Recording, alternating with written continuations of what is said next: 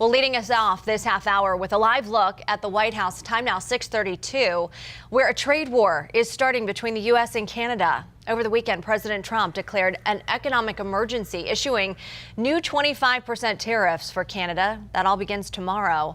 And this morning, Canada is already responding with a 25% tariff of its own on American goods. But this new trade war could have major impacts right here to the Sunshine State. Listen to what Canada's outgoing Prime Minister Justin Trudeau announced in response.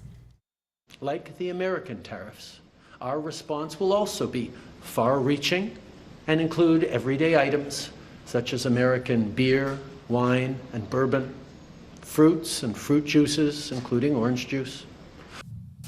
Well, according to the Florida Citrus Mutual, Canada is one of the largest buyers of Florida citrus. Between 2021 and 2022, Florida exported $125 million of orange juice alone to Canada. The country also accounts for more than $7 million in grapefruit juice sales from Florida.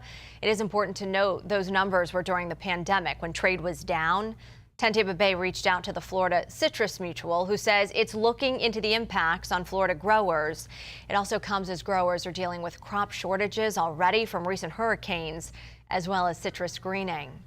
Trudeau urged Canadians not to visit the U.S., including, of course, Florida. Canadians represent 16% of international tourism for our market here. The president's new executive order also announces a 25% trade tax on Mexico and a 10% tariff on China. This morning, CBS's Naomi Ruckham is following the developments at home and across the world stage.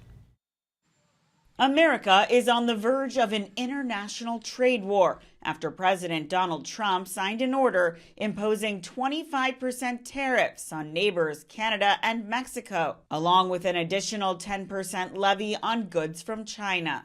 The order takes effect just after midnight Tuesday. We may have short-term a little pain, and people understand that, but long-term, the United States has been ripped off by virtually every country in the world. Both Canada and Mexico have promised tariffs of their own in response, and even some Republicans are questioning the move.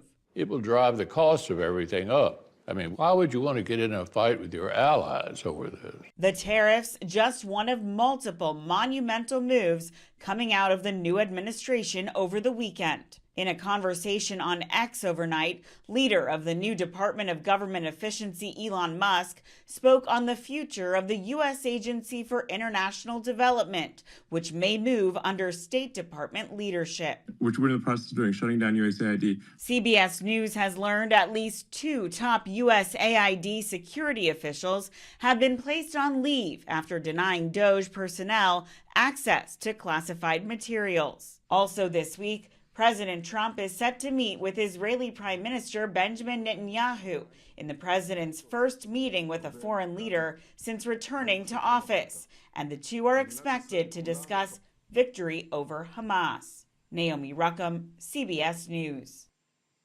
When it comes to immigration, the Trump administration is terminating a program that protects hundreds of thousands of Venezuelan migrants here in the U.S. from deportation, paving the way for many of them to lose their legal status this spring.